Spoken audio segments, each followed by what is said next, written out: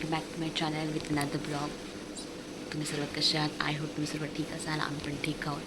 So आज मी तुमच्यासोबत share करणार एक न्यू रेसिपी. ती 1 ईयरच्या बेबीवर तुम्ही देऊ शकता. त्याचं नाव आहे पनीर आलू टिक्का रेसिपी.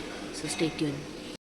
लागणारं साहित्य हा उकडलेला बटाटा आहे, हे पनीर आहे मॅश केलेलं, थोडीशी कोथिंबीर आणि थोडेसे भिजलेले पोहा आहे आणि घी लागणार आहे, थोडीशी हळद आणि थोडंसं मीठ, चवीनुसार थोडंसं मीठ टाकणार आहे. सो हे बघा, हे अशा प्रकारे मिक्स करून घेतले मी. तर याचे थोडे छोटे छोटे टिक्की बनवून घ्यायचे. सो तुम्हाला मी ते पण चेक. सो अशा प्रकारे ह्या टिक्क्या केल्या आहेत मी. ठीक आहे. आता मी हा तवा गरम करत ठेवला, गरम झाला बघू शकता. आता मी थोडंसं घी टाकून त्या. सो हे तुम्ही पाहू शकता, एका साईडून मी भाजून घेतले, दुसरी साईड हे भाजते येतं आणि आता ही 5 मिनिटात रेडी होणार आहेत.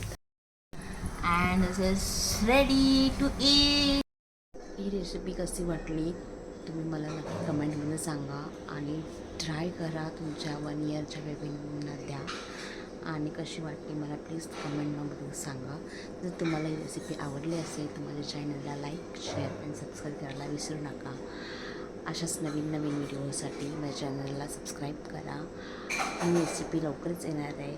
तोपर्यंत टिल देन बाय.